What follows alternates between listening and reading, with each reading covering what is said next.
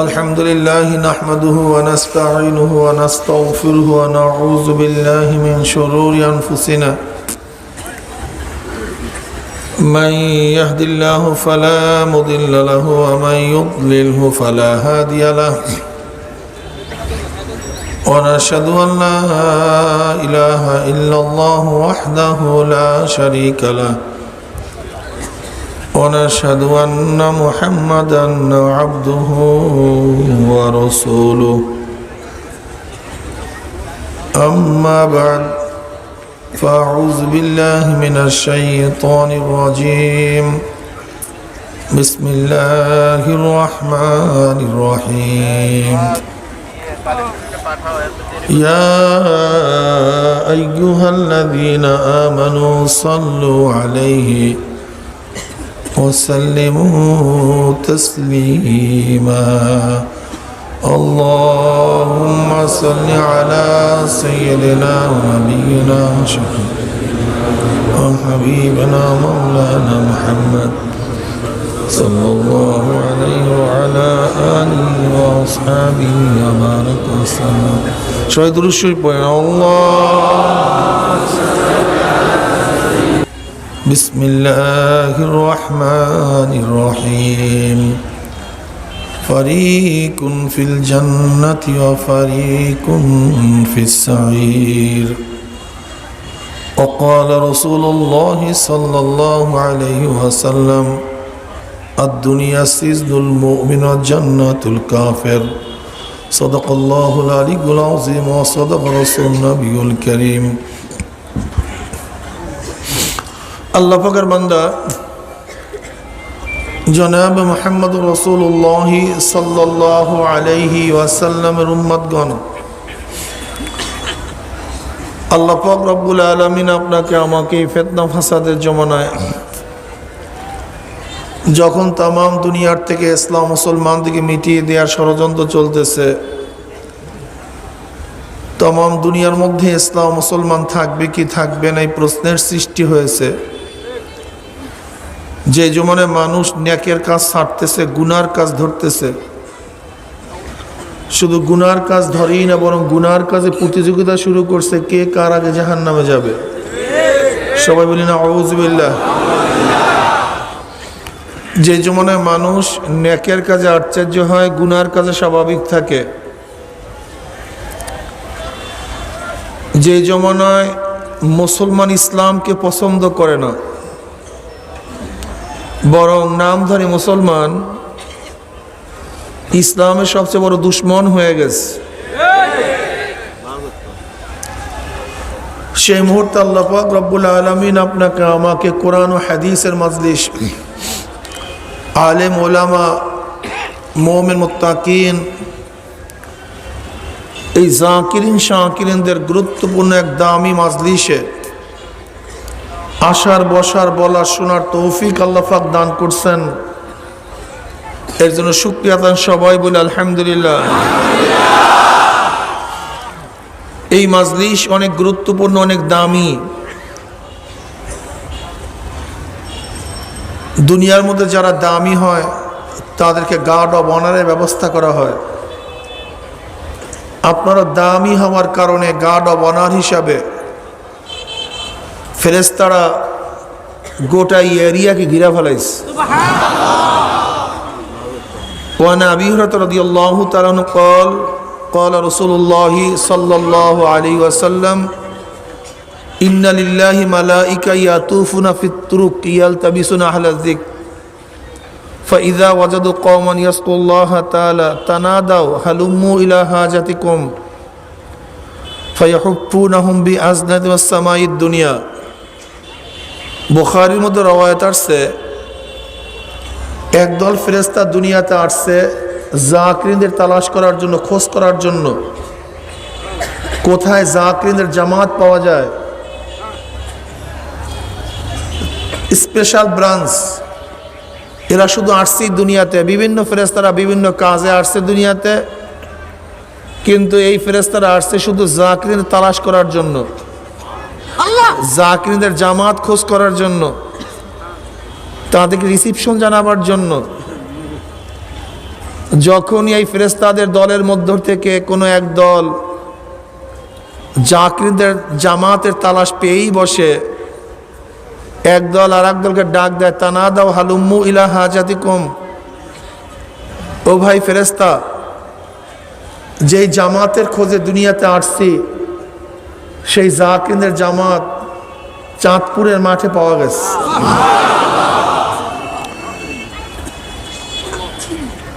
এদের সম্মানার্থে ফেরেশতারা পাকনা দিয়া এই মাজলিসকে ঘিরতে ঘিরতে প্রথম আসমান পর্যন্ত গোটা এরিয়াকে ঘিরে ফেলাইছে।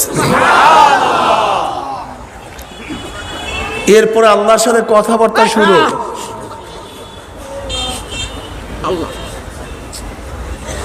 আল্লাহ পাক রব্বুল আলামিন বিভিন্ন প্রশ্ন ফেরেশতাদেরকে করছে, ফেরেশতারা বিভিন্ন জবাব দিছে। আল্লাহ পাক জবাবে খুব খুশি হয়ে গেছেন। এবার সিদ্ধান্ত দেন। কে সিদ্ধান্ত দেয়? খোদ আল্লাহ নিজে। এবার আল্লাহ পাক সিদ্ধান্ত দেন, উশহিদুকুম আন্নী কদ গাফারতু লাহুম, ফেরেশতারা সাক্ষী থাক, গোটা মাজলিসের বান্দাদের গুনাহ খাতা আমি সব মাফ করে দিয়েছি।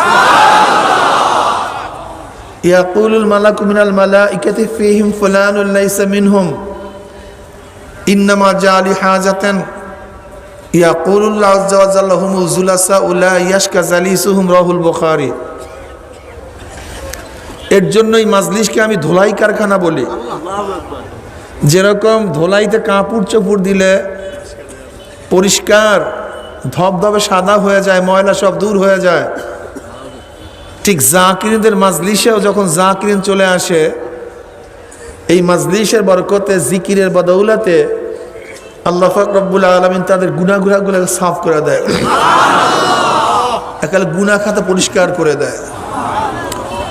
অন্য রওয়ায়াতের মধ্যে আসছে কদ বুদ্দিলাস সাইয়্যাতুকুম হাসানাত, আল্লাহ পাক রব্বুল আলামিন তাদের সমস্ত গুনাহকে নেকের দ্বারা পরিবর্তন করে দেবেন।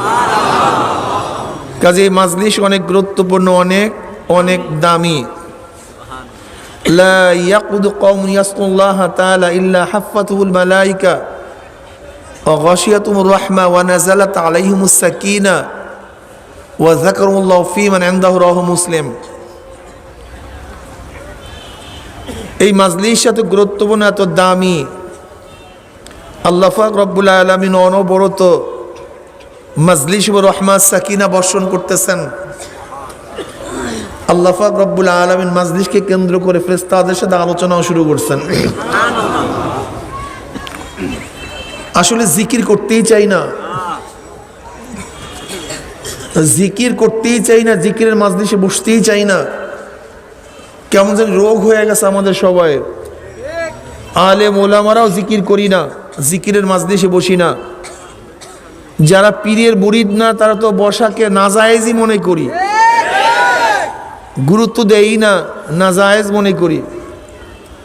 ওয়ান মাবিয়া রাদিয়াল্লাহু তাআলা قال خرج رسول الله صلى الله عليه وسلم على حلقة من أصحابه قال ما أجلسكم قالوا جلسنا نذكر الله ونحمد على ما هدانا الإسلام ومن به علينا قال الله ما أجلس ذلك قالوا الله ما أجلس ذلك قال رسول الله صلى الله عليه وسلم أما إني لم أستحلفكم تحمة لكم ولكن آتاني جبرائيل فأخبرني أن الله يباهك الملائكة، রাহু মুসলিম। কত দামি মাজলিস, জিকিরের মাজলিস কত দামি। নবী আলাইহিস সালাতু ওয়াস সালাম সাহাবায়ে কেরাম রিদওয়ানুল্লাহি তাআলা আলাইহিম আজমাইনদের এরকম এক মাজলিসের নিকট থেকে, হালকার নিকট থেকে রওনা করলেন। নবী আলাইহিস সালাতু ওয়াস সালাম বললেন, আমার সাহাবারা এখানে কেন বসছো, কি করতেছো? ক্বালু জালাসনা নাযকুরুল্লাহ, সাহাবারা জবাব দিলেন, আমরা এখানে বসছি মাওলার জিকির করার জন্য। বসে বসে মাওলার জিকির করে, নাযকুরুল্লাহ, আমরা জিকির করতেছি এবং মাওলার প্রশংসা করতেছি। নবী আলাইহিস সালাতু ওয়াস সালাম কসম কাটেন, আল্লাহর কসম, তোমরা যেই জবাব দিছো উদ্দেশ্যে পড়ছো, সাহাবারাও কসম কাটেন, আল্লাহর কসম, আমরা যে জবাব দিছি উদ্দেশ্য বসছে, অন্য কোনো উদ্দেশ্যে বসি নাই। নবী আলাইহিসসালাতু ওয়াস সালাম বলেন, হ্যাঁ আমার সাহাবারা, জানো আমি কেন কসম কাটলাম? তোমাদের কথা বিশ্বাস করি নাই বিধায় কসম কাটি নাই, ব্যাপারটা এরকম না। বরং আমার কসম কাটার কারণ শোনো। এইমাত্র আমার কাছে জিবরাইল আসছে, আখবারানি, আমাকে খবর দিল যে আল্লাহ পাক রব্বুল আলামিন তোমাদেরকে নিয়ে ফেরেশতাদের মধ্যে গর্ব করতে আসে। কে গর্ব করেন? কোন মাজলিসকে কেন্দ্র করে? জাকিরিনদের মাজলিসকে কেন্দ্র করে ফেরেশতাদের মধ্যে আল্লাহ পাক গর্ব করেন। এত দামি মাজলিস, এত গুরুত্বপূর্ণ, অথচ আমাদের মধ্যে জিকিরের আজমত নেই, গুরুত্ব নেই, জিকির করতেই চাই না। এই যে একবার সুবহানাল্লাহ পড়ছেন, পড়ার সাথে সাথে আমল নামায় 1000 নেকি লেখা হয়ে গেছে, নগদ 1000 নেকি। সুবহানাল্লাহ পড়তে দেরি করছেন, কিন্তু নেকি লিখতে দেরি হয়নি। যখনই পড়ছেন, এই যে পড়ছেন, সাথে সাথে 1000 নেকি আমল নামায়। এবারে পড়বেন না সবাই সুবহানাল্লাহ? শুধু তাই নয়, সাথে সাথে আমল নামা থেকে 1000 গুনাহ জুড়ে গেছে।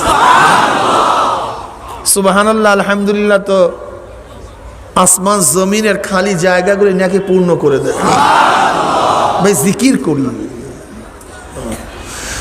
বুখারী রাহমাতুল্লাহ আলাইহি তো হাদিসের কিতাব শেষই করছেন জিকিরের হাদিস দ্বারা, শুরু করছেন নিয়াতের হাদিস দ্বারা, ইন্নামাল আমালু বিন্নিয়াত, শেষ করছেন জিকিরের হাদিস দ্বারা। ওয়া আবি হুরায়রা রাদিয়াল্লাহু তাআলা قال قال رسول الله صلى الله عليه وسلم, পড়েন সাল্লাল্লাহু আলাইহি ওয়াসাল্লাম।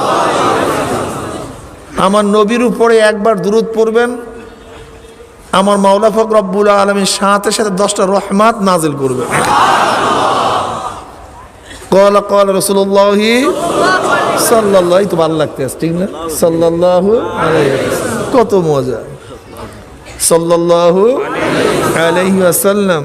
আমাদের অনেকের ধারণা কি ওরকম টান টুন দিয়া না দাঁড়াইয়া টাড়াইয়া দুরূদ পড়লে মনে হয় সওয়াব টওয়াব হয় না, এরকম অনেকের ধারণা পয়দা হয়েছে। এগুলো আমরা করে ফেলাইছি অলরেডি। না ভাই, সাল্লাল্লাহু আলাইহি ওয়াসাল্লাম যদিও ছোট্ট দুরূদ কিন্তু পরিপূর্ণ। এটা কি ভাই? পূর্ণ। আল্লাহ পাক কি বলছেন? সাল্লু আলাইহি ওয়াসাল্লিমু তাসলিমা, নবীর উপরে সালাত এবং সালাম প্রেরণ করো। সাল্লু আলাইহি ওয়াসাল্লিমু, সালাত এবং সালাম। তা সাল্লাল্লাহু আলাইহি ওয়াসাল্লাম, এই ছোট্ট দুরূদের মধ্যে সালাতও আছে, সালামও আছে। কি আছে ভাই? সালাতও আছে, কাজী পূর্ণ দুরূদ, অনেক দামি। সাল্লাল্লাহু আলাইহি ওয়াসাল্লাম, একবার দুরূদ পড়বেন আল্লাহর নবীর উপরে, আমার মাওলা পাক রব্বুল আলামিন খুশি হয়ে আপনার উপর 10টা রহমত নাজিল করবেন। قال قال رسول الله صلى الله عليه وسلم, كلمتان حبيبتان الى الرحمن خفيفتان على اللسان ثقيلتان في الميزان سبحان الله وبحمده سبحان الله العظيم سبحان الله وبحمده سبحان الله العظيم। পড়েন সবাই سبحان الله وبحمده سبحان الله العظيم। কত মজা না? سبحان الله وبحمده سبحان الله العظيم। حبيبتان الى الرحمن محبوبتان الى الرحمن, আল্লাহর নিকটে প্রিয়। এর অর্থ কি? ইন্না কাইলুহা মাহবুবুন লিল্লাহি তাআলা। হাবিবাতান ইলার রহমানের অর্থ হলো এই কালেমা দুইটা যারা পড়বে, যারা এই কালেমা দুইটা জবান উচ্চারণ করবে, যারা কালেমা দুইটা বারবার জবানের মধ্যে জিকির করবে, আমার মাওলার কাছে তারা প্রিয় হয়ে যাবে। ইন্না কাইলুহা মাহবুবুন লিল্লাহি তাআলা, অর্থাৎ এর উচ্চারণকারী, পড়নেওয়ালা, তালাফুস, যে বারবার এই কালেমা দুইটা পড়বে, তারা আল্লাহর কাছে কি কথা বলেন না কেন? কার কাছে প্রিয় হয়ে যাবে? আচ্ছা বলেন তো, আল্লাহর কাছে প্রিয় হয়ে যাই তাহলে আর কিসের প্রয়োজন? হ্যাঁ, এর জন্য যারা বেশি বেশি জিকির করবে, মান আহাব্বা শাইয়ান আকসারা যিকরাহু, যে যাকে বেশি মোহাব্বত করে তার স্মরণও সে ব্যক্তি বেশি করে। আল্লাহ আমাদের সবাইকে মাওলার জিকির করার তৌফিক দান করে। আমি যে আয়াত শরীফ তেলাওয়াত করছি, আসলে গোটা দুনিয়ার মানুষ দুই ভাগে বিভক্ত হয়ে গেছে, ইসলাম প্রিয় মানুষ, ইসলাম বিদ্বেষী মানুষ। ইসলাম প্রিয় মানুষ এবং ইসলাম বিদ্বেষী। ইসলাম বিদ্বেষীদের মধ্যে আপোসের মধ্যে মতনৈক্য থাকলেও ইসলামের বিদ্বেষের ব্যাপারে মতনৈক্য নেই।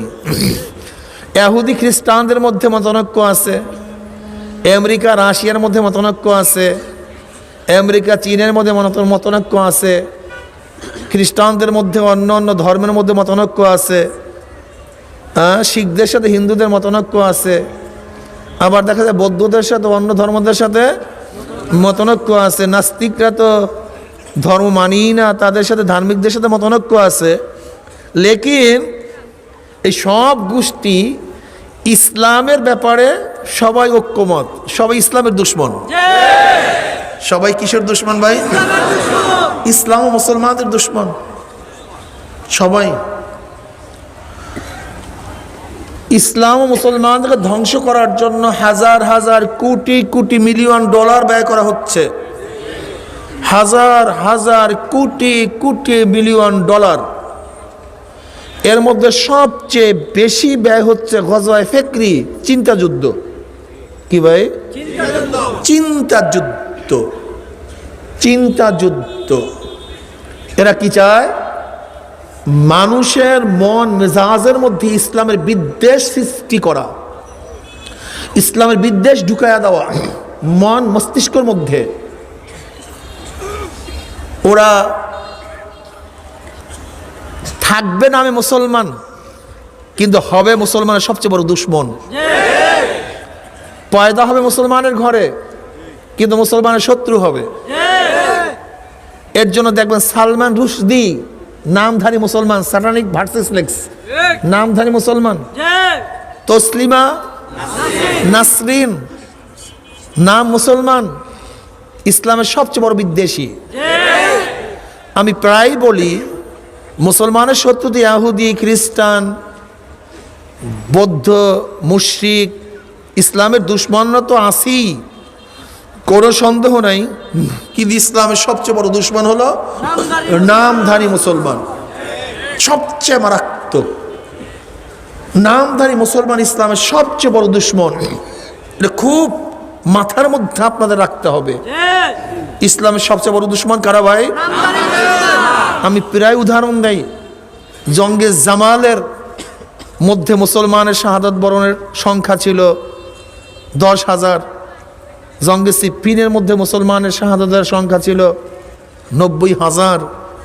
যে জঙ্গে সিফিন থেকে মুসলমানদের মধ্যে বিভেদ সৃষ্টি হয়েছিল, ভাগাভাগি, এই যত দল ফেরকা, খারিজি, রাফিজি, মুতাজিলি, মুআত্তিলা, জাবরিয়া, কাদরিয়া, শিয়া, এই সব কিছু সূচনা হয়েছিল জঙ্গে সিফিনের থেকে।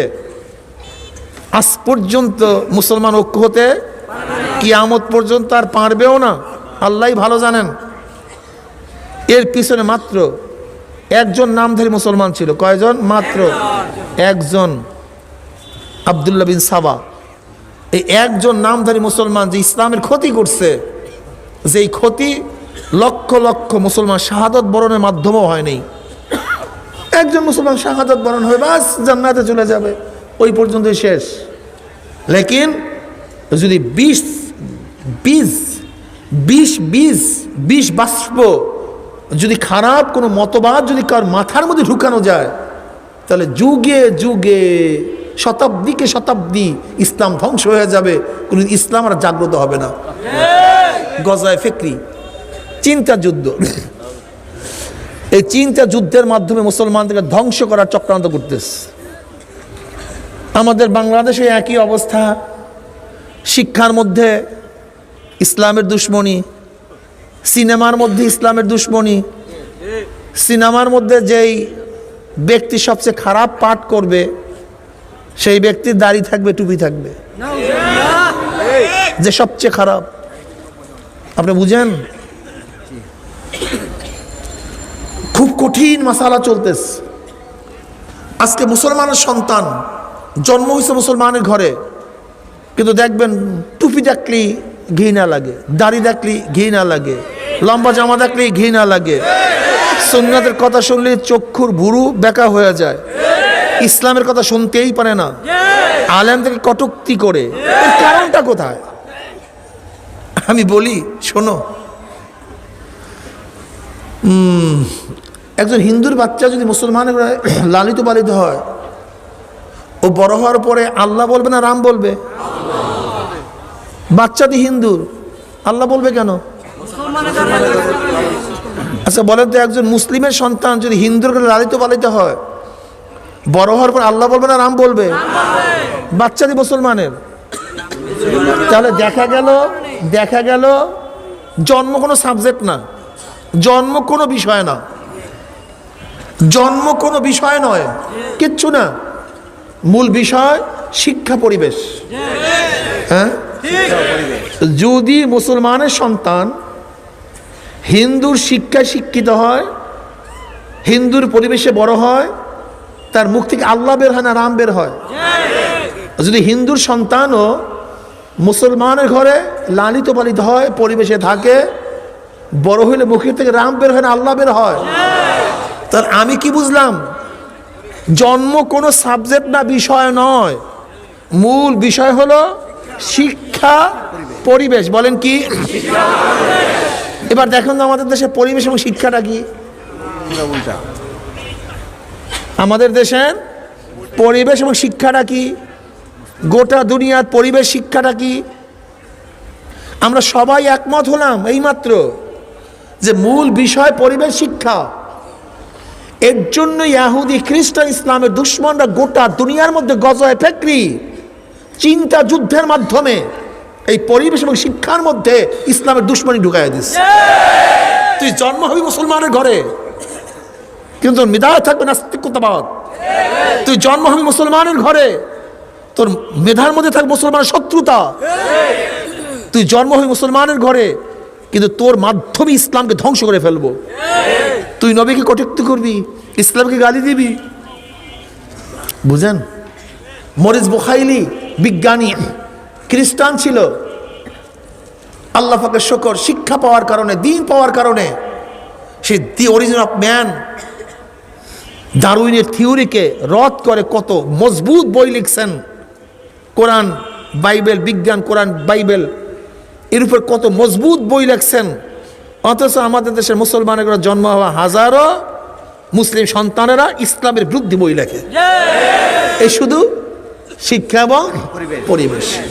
এর জন্য দেখছেন নার্সারি থেকে শুরু করে, কিন্ডারগার্টেন থেকে শুরু করে ইউনিভার্সিটি পর্যন্ত যেখানে যতটুকু ইসলামের শিক্ষা ছিল, আস্তে আস্তে আস্তে আস্তে সব কিছু মিটাই দিস। আজকে অনুষ্কা পয়দা হইছে, আজকে দিহান পয়দা হইছে, হবে না কেন? কারণটা কি? এইটের বইয়ের মধ্যে কি লিখছে? এইটের মধ্যে কি লিখছে? যে আপুসের রাজির ভিত্তিতে যৌনতা দোষণীয় না। যারা বলেন নাউযুবিল্লাহ। এই যদি এইটের বাচ্চারা পড়ে, এইটা যদি মাথার মধ্যে ঢুকায়, উস্তাদরা পড়ায়, তখন কি ভালো হবে না খারাপ হবে? এই সিদ্ধান্ত আপনাদের সিদ্ধান্ত। হ্যাঁ, ইসলামের বিদ্বেষী হবে কেন বলেন তো? আচ্ছা বলেন তো, একজন গাঁজাখোর, নেশাখোর, যখন আপনি তাকে বাধা দেন, আপনাকে সে কি করবে? আক্রমণ করবে। কেন? গাছাটা কি ভালো জিনিস নাকি? আপনি বাধা দিলে তো আরো আপনার তারিফ করা উচিত ছিল, প্রশংসা করা উচিত ছিল, কিন্তু আপনাকে আক্রমণ করবে কেন? নেশাগ্রস্ত। কি গ্রস্ত? হিতাহিত জ্ঞান নাই। ঠিক তদ্রূপ ওরা গবেষণা করছে যে মুসলিম সন্তানদেরকেও যদি যৌনতার নেশার মধ্যে মত্ত করে দিতে পারি, ওরা যখন যৌনতার নেশার মধ্যে মত্ত হয়ে যাবে, ওরা দেখবে বাধা দেয় কে? ইসলাম, এছাড়া কেউ না। এই তখন তার ইসলাম বিদ্বেষী হয়ে যায়। ইসলাম বিদ্বেষী হওয়ার কারণটা কি? এর কারণটা কোথায়? ইসলামের মধ্যে এমন কোন জিনিস নেই যেটা বিদ্বেষী হওয়া উচিত। এমন কোনো জিনিস নাই যেটা খারাপ, বলে ইসলামের প্রত্যেকটা আদর্শ সর্বোৎকৃষ্ট, সর্বশ্রেষ্ঠ। এরপরে মুসলিম সন্তানরা ইসলাম বিদ্বেষী হওয়ার কারণটা কোথায়? দেখে গবেষণা করছেন? আমরা গবেষণা করি নেই। এর মূল কারণ হলো প্রথম আমাদের সন্তানদেরকে চরিত্রহীন করে, চরিত্রহীন অবস্থায় যখন চলতে থাকে, হঠাৎ করে যখন তাদের সামনে ধর্ম এসে বাধা দেয়, তখন তারা ধর্মের বেড়াটাকে, এই ওয়ালটাকে ছিন্ন করার জন্য চেষ্টা করে। যে আমাদের প্রগতির বাধা হলো এই ওয়াল, আমাদের প্রগতির বাধা হলো এই ধর্ম, আমাদের প্রগতির বাধা হলো ইসলাম। কাজে ইসলামকে ধ্বংস করা ব্যতীত আমরা এই কাজগুলি করতে পারবো না। আমরা ছেলে মেয়ে রাখে থাকতে পারবো না, আমরা মদ পান করতে পারবো না, আমরা গাঁজা সেবন করতে পারবো না, আমরা ঘুষ খেতে পারবো না, আমরা সুদ খেতে পারবো না, আমরা অবৈধভাবে চলতে পারবো না। এই বাস, তখন তারা বিদ্বেষী শুরু করে, ইসলামে বিদ্বেষী হয়ে ওঠে, ইসলামের শত্রুতা শুরু করে। এর জন্য ছোটবেলার থেকে পরিবেশটা এমনভাবে সৃষ্টি করেছে যেন ছোটবেলার থেকেই পরিবেশই ওকে ইসলামী বিদ্বেষী বানায় দেয়, ইসলাম বিদ্বেষী বানায় দেয়। সেই চলতেছে।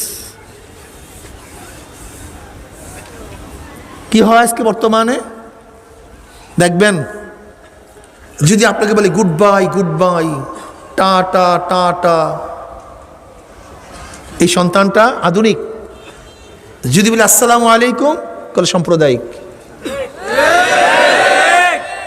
যদি বলি টাটা, আধুনিক। গুড বাই, গুড মর্নিং, যদি বলে আসসালামু আলাইকুম, আল্লাহ হাফেজ, সাম্প্রদায়িক। কারণটা কি? অথচ good bye, good morning, tata সব খ্রিস্টানদের। সবগুলো কোথা থেকে আসছে? খ্রিস্টানদের ধর্ম পালন করলে তুমি আধুনিক, কিন্তু মুসলমানের সংস্কৃতি পালন করলে তুমি সাম্প্রদায়িক। এটা কে ঢুকেছে ওর মাথার মধ্যে? কে ঢুকেছে বলেন তো? আপনি একদিন চিন্তা করছেন যে একটা হিন্দুর সন্তান ঠাকুর যখন ধুতি পরিয়া বাইর হয়, তাকে কেউ শ্রদ্ধা করে না। একটা হিন্দুর সন্তান তার ঠাকুরের পৈতাকে অসম্মান করে না। একটা হিন্দু সন্তান হিন্দু মেয়েদের সিঁদুরকে অশ্রদ্ধা করে না। একটা হিন্দু সন্তান ঠাকুরদের তিলককে অশ্রদ্ধা করে না। আজকে খ্রিস্টান সন্তানেরা তার পোপদের, ধর্মগুরুদের বা খ্রিস্টানদের প্রতীক সেই ক্রস চিহ্নকে শ্রদ্ধা সম্মান করে, অশ্রদ্ধা করে না। তাদের গাউনকে শ্রদ্ধা করে, ধর্মীয় পোশাককে অশ্রদ্ধা কোনো খ্রিস্টান করে না। অথচ মুসলমানদের মাথার মধ্যে কে ঢুকাইছে? টুপি দেখলেই, দাড়ি দেখলেই, লম্বা জামা দেখলেই তাকে টেররিস্ট বলতে হবে, টেররিজম বলতে হবে, সাম্প্রদায়িক বলতে হবে, জঙ্গি বলতে হবে, ঘৃণা করতে হবে, টিটকারি করতে হবে। এ ঢুকাইছে কে? চিন্তা করছেন? চিন্তা করি নাই। আপনি গিয়া দেখেন যে কেন ঘরের মধ্যে বৌদ্ধদের ধর্মগুরুরা তাদের ওই লাল পোশাক পরলে, ওই চুল রাখলে কারোর মধ্যে অশ্রদ্ধা নেই। কিন্তু মুসলমানের সন্তানরা যখন ধর্মীয় পোশাক পরবে তাদের মধ্যে অশ্রদ্ধা আসবে কেন? কারণটা কোথায়? ডক্টর মনমোহন সিং, ভারতের প্রাক্তন প্রাইম মিনিস্টার, ডক্টর, সে ভারতের প্রাইম মিনিস্টার ছিল, প্রধানমন্ত্রী ছিল, ডক্টর। কই তার মাথার মধ্যে শিখদের পট্টি ছিল, শিখদের চুল ছিল, শিখদের দাড়ি তার চেহারার মধ্যে ছিল, শিখদের মোচ ছিল, শিখদের ছুরি তার মধ্যে ছিল না। শিখদের কোনো পোশাক প্রাইম মিনিস্টার হইতে বাধা দেয় নাই, ডক্টর হইতে বাধা দেয় নাই। কিন্তু আজকে বাংলাদেশের কোনো রকমের যদি আপনি ক্যাডার হন, বিসিএস ক্যাডার হন, এমপি হন, মিনিস্টার হন, তাহলে প্রথম ইসলামকে জবাই না দিলে মনে হয় এমপিত্ব করে শুদ্ধ হয় না, মন্ত্রিত্ব করে শুদ্ধ হয় না, ক্যাডারকেই ঠিক হয় না। কারণটা কোথায়? মুসলমান চিন্তা করছে একদিনও? একদিনও চিন্তা করি নেই, একদিনও চিন্তা করি নেই। তুমি কি দেখছো ভারতের প্রাইম মিনিস্টার বাজপেয়ী বাংলাদেশে আসছে ধুতি পরিয়া, প্যান্ট শার্ট পরিয়া আসে নাই, ধুতি পরিয়া। বাজপেয়ী বাংলাদেশে ধুতি পরিয়া আসতে কোনো বাধা নাই, সমস্যা নাই। ধর্মীয় পোশাক, তাদের ধর্মীয় পোশাক পরতে কোনো সমস্যা নাই। কিন্তু আমাদের মুসলিম সন্তানদের কি হলো? এই মাথার মধ্যে কে ঢুকাইছে ওদের মাথার মধ্যে? এর কারণটা কোথায়? যে মুসলিম সন্তানরা কেন টুপি পরিয়া কলেজে যেতে পারবে না, দাঁড়া রাখিয়া কেন কলেজে যেতে পারবে না, সুন্নাতে জামা পরিয়া কেন ইউনিভার্সিটি যেতে পারবে না, তারা সুন্নাত অনুযায়ী চলিয়া কেন ম্যাজিস্ট্রেট হতে পারবে না, কেন জজ হতে পারবে না, কেন সচিব হতে পারবে না, কেন প্রধান বিচারপতি হতে পারবে না, কেন প্রধান সেনাপতি হতে পারবে না? অথচ কয়েক মাস আগে ভারতের বিমান বাহিনীর প্রধান আসছে, এই কয়েক মাস আগে, তিনিও শিখ, তার মাথার মধ্যে শিখদের পট্টি, তার চেহারার মধ্যে শিখদের দাড়ি, তার মধ্যে শিখদের গোপ, শিখদের পশম, তার সমস্ত গায়ের মধ্যে শোভা পায়। কেন শিখরা জন্মগত কোনো পশমই কাটে না, কোনো জায়গারই পশম কাটে না। যদি শিখ ধর্ম অবলম্বন করে বিমান বাহিনীর প্রধান হতে অসুবিধা না হয়, সমস্যা না হয়, আপনি কি পারবেন আমাদের বাংলাদেশের প্রধান সেনাপতি আজকে হুজুর হওয়া? চিন্তাই নেই কার মাথার মধ্যে। এটা হয় কিভাবে? একজন হুজুর কিভাবে, বিমান বাহিনীর প্রধান কিভাবে হবে, প্রধান সেনাপতি কিভাবে হবে, একজন হুজুর কেন প্রধান বিচারপতি হবে? আপনি চিন্তা করতে পারছেন? চিন্তা করেন নাই, মাথার মধ্যে আসে নাই। নিয়াজি সাহেব যখন অরোরার কাছে আত্মসমর্পণ করছে, নিয়াজি সাহেব সে ছিল পাকিস্তানের সেনাপ্রধান, অরোরা সাহেব ছিল ভারতের সেনাপ্রধান। অরোরা একজন শিখ, দেখেন সে চুক্তিনামার ছবি এখনো আছে, এই মোষ, এই পট্টি, এই দাড়ি। অরোরা সাহেব একজন শিখ, প্রধান সেনাপতি ছিল ভারতের। না, কোনো আপত্তি নেই, কোনো আপত্তি নেই, আপত্তি তো নাই। কোনো শিখ মেয়েরা এই আন্দোলনও তুলে নাই, এই প্রশ্নও তুলে নাই, যাই কোনো পশমই কাটে না, আমি তার কাছে বিবাহ বসবো না, এই প্রশ্ন কোনো কোনো শিখ মহিলা তুলে নাই যে আমি ডক্টর মোহাম্মদ হোসেনের কাছে বিবাহ বসবো না, ওই বিমান বাহিনীর প্রধানের কাছে বিবাহ বসবো না, ওই অরোরার কাছে বিবাহ বসবো না। না, কোনো আপত্তি নেই, আপত্তি তোলে নেই।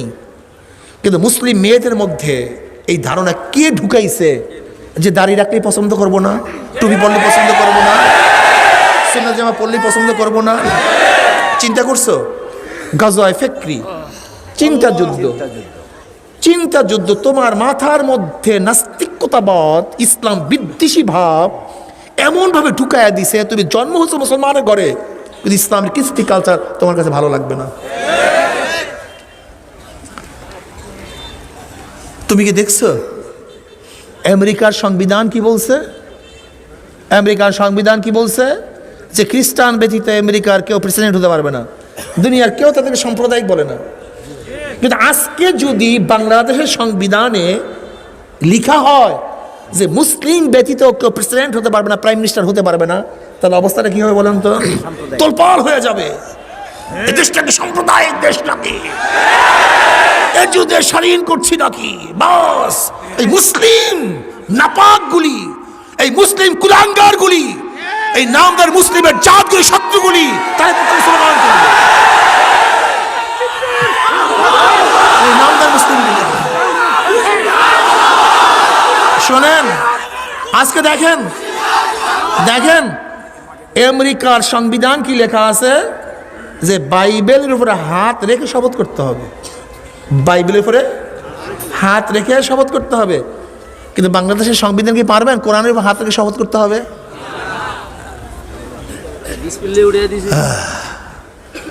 কষ্ট লাগে খুব। মুসলিমদের মাথার মধ্যে ঢুকাইছে কি এটা? ঢিপা ঢিপ আস্তে আস্তে ঢুকাই দিস, আস্তে আস্তে আস্তে আস্তে। ওলামা হিন্দ কা শানদার মাজি মুসান্নিফ 4 খণ্ডে বলে আমি এখন 2 খণ্ডে, 2 জেল উলামা এহেনকা শানদার মাজির মধ্যে মুসান্নিফ 200 বছর ব্রিটিশ শোষণ করার ভিত্তিতে মুসলমানদের ক্ষতিটা কি হলো? ওরা তো 200 বছর শাসন করে না, শোষণ করেছে। কত বছর? কিন্তু মুসলমানের ক্ষতিটা কি হয়েছে? 200 বছর বসে ব্রিটিশ করছে নাকি? এবার মুসান্নিফ লিখে শুধু মাথার মধ্যে একটা জিনিস ঢুকাইয়া দিছে খুব স্লো ভাবে। সেটা কি? যে আমার কাজ, আমার এই কর্ম, আমার এই সংস্থা সিয়াসাত মুক্ত, রাজনীতি মুক্ত। শুধু একটা কথা ঢুকাই দিছে। কি ঢুকাইছে? আমার এই কাজ, আমার এই কর্ম, আমার এই প্রতিষ্ঠান কি মুক্ত? রাজনীতি, সিয়াসাত। এই কথা তো আমরা গর্বের সাথে বলি, এ তো বুক উঁচা করিয়া বলি। বরং অলি হইতে হইলে তো এটা লাজেম এখন জরুরি। অথচ মুসান্নিফ বলতেছে ব্রিটিশ ঢুকাইছে মাথার মধ্যে। আজীব ব্যাপার, সব উল্টো হয়ে গেল না? মুসান্নিফ বলতেছে ব্রিটিশ এটা আমার মাথার মধ্যে ঢুকাইয়া দিছে, অথচ এই জিনিসটা তো আমরা গর্বের সাথে বলি যে আমার প্রতিষ্ঠান কি মুক্ত, আমার এই কাজ, এত গর্বের সাথে বলি। বরং যদি কেউ রাজনীতি করে থাকে তো ওলি মনে করি না, পীরই মনে করি না, এত ওলি ধারে কাছেও নাই। এইটা যেটা বলি গর্বের সাথে, এটা বিদেশ ঢুকেলো কিভাবে? আপনি চিন্তা করছেন? না, চিন্তা করেন নাই। চিন্তা একটা রাজনৈতিক যুক্ত, রাজনৈতিক মুক্ত। কয়টা শব্দ ভাই? কি কি বলেন তো? আচ্ছা, ক্ষমতায় কারা যায়? যারা রাজনৈতিক মুক্ত তারা ক্ষমতায় যায় না, যারা রাজনৈতিক যুক্ত তারা ক্ষমতায় যায়? তার মানে কি? তুমি রাজনীতি মুক্ত, যারা ক্ষমতায় যায় তারা রাজনীতি যুক্ত। তা তুমি যেহেতু রাজনীতি মুক্ত, তুমি জীবনভর গোলামি করবা, আর যারা রাজনীতি যুক্ত তারা বাদশাহী করবে। ছোট্ট একটা কথা, কত ছোট্ট। তুই জীবনভর গোলাম, তোর গলার মধ্যে গোলামের জিঞ্জির লাগাইয়া দিছি, তুই জীবনভর গোলামি করবি আর আমি বাদশাহী করব। তুই আমার পায়ের নিচে থাকবি, আমি সবসময় চেয়ারে থাকবো। তোর মাথার মধ্যে ঢুকাই দিছে আমি, তুই রাজনীতি মুক্ত, আমি রাজনীতি যুক্ত। যে রাজনীতি মুক্ত সে ক্ষমতায় যায় না, যে রাজনীতি যুক্ত সে ক্ষমতায় যায়। কাজে আমি ক্ষমতায় যাব, তুই আমার অধীনস্থ থাকবি। এটা বরকত মনে করতিস? গজওয়ে ফিক্রি, চিন্তা যুদ্ধ। এটা মাথার মধ্যে টিপ দিয়ে ঢুকাই দিস, যা লাগাই দিস। আমার প্রতিষ্ঠান ছাত্র আন্দোলন করে না, ছাত্র রাজনীতি হারাম। আচ্ছা বলেন তো, যেই সংগঠনের ছাত্র রাজনীতি আছে তারা ক্ষমতায় যায় না? যাদের ছাত্র রাজনীতি নাই তারা ক্ষমতায় যায়? তার মানে কি? তুমি জীবনে ক্ষমতায় যাবো না, তোর জীবনে ক্ষমতায় নেব না, তোর মাথার মধ্যে ঢুকাই দিছি। তুই জীবনের ক্ষমতায় না যাও, সেই প্ল্যান আমি করছি, তুই যেন ক্ষমতায় না যাও। যাদের ছাত্র সংগঠন আছে তারা ক্ষমতায় যায়, যাদের ছাত্র সংগঠন নাই ক্ষমতার। তার মানে কি? আমি বাদশা, তুই গোলাম। তোর গলার মধ্যে গোলামের জিনজির লাগাই দিস, তুই চিন্তা করতে পারবি না। অথচ গৌরবের সাথে আমি বলতেছি এই কথা, আমি বলি আমি এইটা করি না, আমি পীর সাহেব, আমি এটা করি না। বুঝছেন? গজওয়ে ফিক্রি বুঝেন? চিন্তা যুদ্ধ।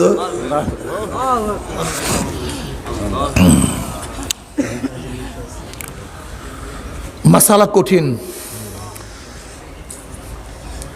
জনাবে মুহাম্মদ রাসূলুল্লাহ সাল্লাল্লাহু আলাইহি ওয়াসাল্লাম দুনিয়াতে আসছেন জাহিলি যুগ, অন্ধকারের যুগ। যে যুগের মধ্যে এমন একটা সমাজ কায়েম করছেন, আসছেন কোন যুগে? অন্ধকার যুগে। সেখানে যুগের মধ্যে কি হইতো? খুনাখুনি, মারামারি, কাটাকাটি, ধর্ষণ, জেনা, বেবিচার, বাপমার কার বাচ্চাকে বলাই যেত না, এই অবস্থা চলছিল। কার বাচ্চাকে বলাই যেত না, এই অবস্থা চলছিল।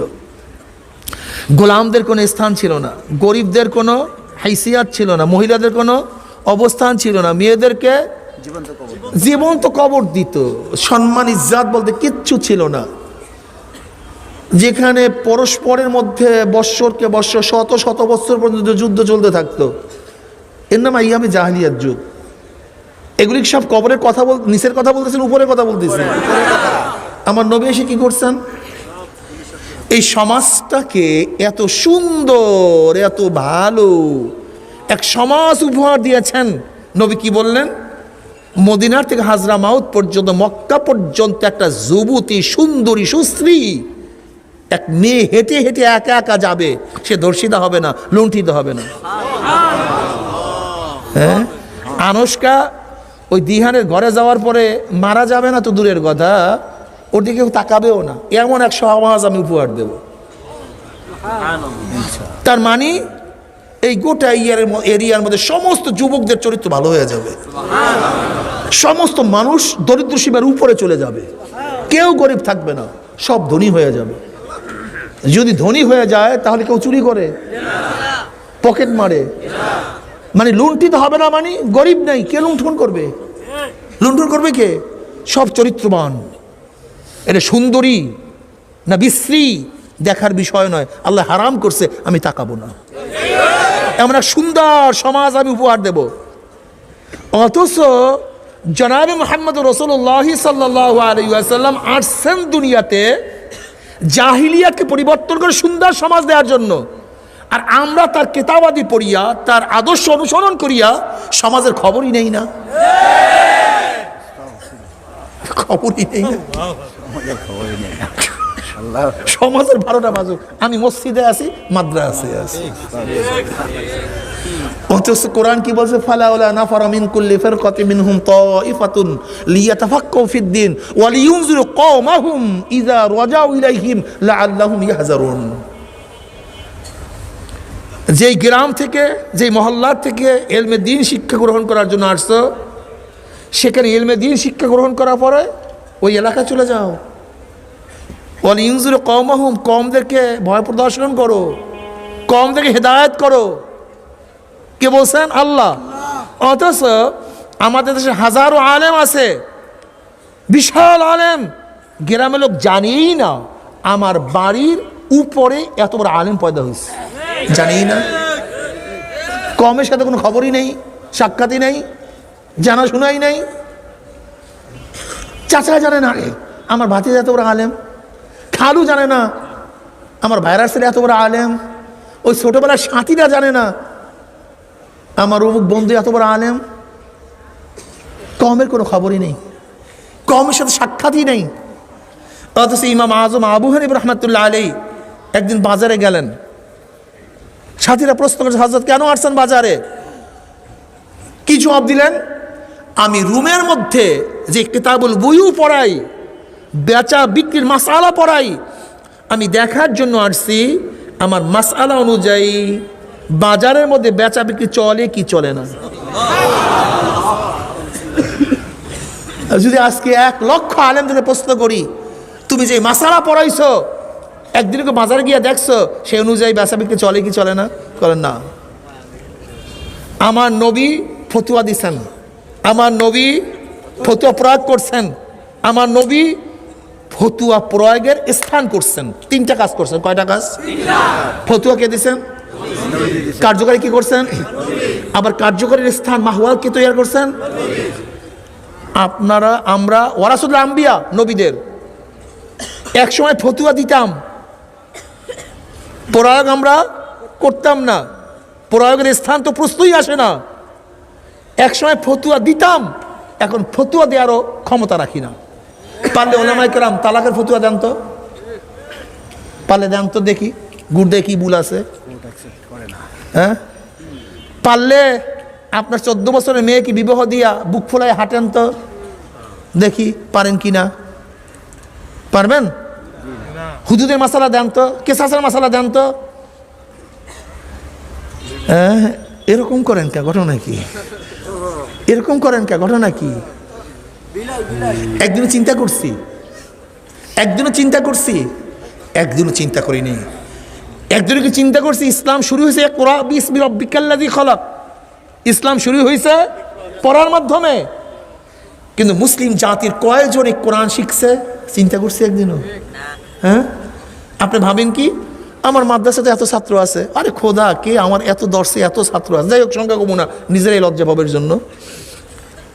অথচ মেট্রিকে প্রতি বছর এক মেট্রিকে প্রতি বছর বাংলাদেশে 25 লক্ষ ছাত্রছাত্রী পরীক্ষা দেয়। 25 লক্ষ শুধু মেট্রিকে।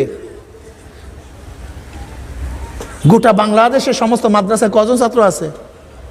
হ্যাঁ, নিজেরা কত কি মনে করি। একটা ইউনিয়নের মধ্যে কয়টা প্রাইমারি স্কুল, কয়টা হাই স্কুল, আর কয়টা দাওরা মাদ্রাসা দেখেন তো, কয়টা কাফিয়া পর্যন্ত মাদ্রাসা। তাকে ওখানে ছাত্র কত, এখানে ছাত্র কত। আজকে আমাদের যুবকদের মাথার মধ্যে সেই দারুণীর থিওরি, ইসলাম বিদ্বেষী। আজকে গোটা শিক্ষা সমাজ, শিক্ষা প্রতিষ্ঠান কাদের কাছে জানেন আপনি? খবরই নেই। জানেন কারা, কত পার্সেন্ট কারা? খবর নেই।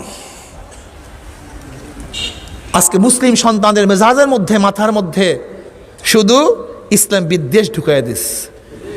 এর মধ্যে ঢুকেছে রাজনীতির ভিত্তি, রাজনীতির মাধ্যমে। কিসের মাধ্যমে? অপসংস্কৃতির মাধ্যমে।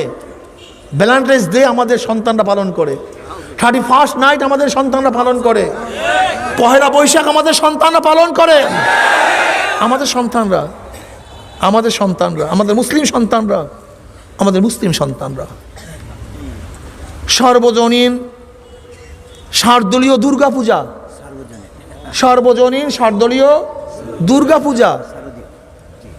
শারদীয় দুর্গাপূজা, ধর্ম যার যার, উৎসব থাকার জন্য বলেন নাউজুবিল্লাহ। ব্যবসা যার যার, দোকান যার যার, ব্যবসা সবার, জমি যার যার, ফসল। এই একই অবস্থা হলো নাকি? অপসংস্কৃতি, এগুলো কি ভাই? অপরাজনীতি। রাজনীতির ভিত্তিতে আজ হাজার মুসলমান সন্তানরা ধ্বংস হয়ে যাচ্ছে। সেটা কি? ইসলাম বলছে এইটা, আমার দল বলছে এইটা, ইসলাম বলছে এইটা, আমার নেতা বলছে এইটা। কাজে যেহেতু আমি দল করি, ইসলাম মানতে পারি না। যেহেতু আমি দল করি, এখানে নবীর কথা শুনতে পারি না। রাজনীতির কারণে বর্তমানে যুবক সন্তানরা সবচেয়ে বেশি গুমরা হয়ে যাইতেছে। কারণ কি? ওরা একদিন ঘুরলে একটা ফ্যান্সির পয়সা পায়, 1 কলকি গাজার পয়সা পায়, 5 লিটার তেলের পয়সা পায়, একটু পিস্তলের ডান্ডা দেখলে ওদের মধ্যে নতুন উৎসাহ পয়দা হয়, একটু মাথার মধ্যে এরকম বারবার আঙ্গুল ঠেললে চুলের মধ্যে ওদের মধ্যে একটা ভিন্ন স্পৃহা পয়দা হয়, প্যান্ট পুন পরিয়ে একটু মাজা ঢুলাইতে পারলে মনে হয় যেন আমরা কি যে হয়ে গেছি, একজনকে অপমান করতে পারলে সে মনে করে আমি মুস্তান হয়ে গেছি, কেউ থেকে ভয় পাইলে মনে হয় আমি গুন্ডাও হয়ে গেছি। কি কথা ঠিক না? এরকম বিভিন্ন অপসংস্কৃতির মাধ্যমে আমাদের যুবক সন্তানের ধ্বংস করে ফেলাই দিয়েছে। বলে আমাকে ভয় পায়। তোমাকে ভয় পাবে কেন? মানুষ পাগলা কুত্তাকে ভয় পায়, তোকে দেখলে ভয় পাবে কেন? কারণ দেখো মানুষ হও না, পাগলা কুত্তা হয়ে গেছে। যদি মানুষ হইতা তাহলে ভয় পাবে কেন? তুমি মানুষ হলে তোমার কাছে আশ্রয় গ্রহণ করে, মানুষ বিপদে পড়লে মানুষের কাছে মানুষ আশ্রয় গ্রহণ করবে। কিন্তু তোমাকে ভয় পায়, তুমি মানুষ হও নাই, পাগলা কুকুর হয়েছে। যুবকদেরকে মানে পরিবেশ এমনভাবে সৃষ্টি করছে, একটা যুবক ইচ্ছা করলেও সে সুন্নাত অনুযায়ী সমাজে চলতে পারে না। এইভাবে সমাজ তারা সৃষ্টি করছে, পরিবেশ সৃষ্টি করছে। এই সমাজ ভাঙতে হবে, নতুন সমাজ গড়তে হবে। কি কথা ঠিক না? ইনশাআল্লাহ এই সমাজ, নতুন সমাজ, এমন সমাজ গড়তে হবে যেখানে টুপি ছাড়া ঢুকতে লজ্জা লাগবে। এমন সমাজ গড়তে হবে যেখানে দাড়ি ছাড়া রাস্তায় বের হতে লজ্জা লাগবে। এমন সমাজ গড়তে হবে বোরকা ছাড়া মহিলা বের হতে পারবে না ইনশাআল্লাহ।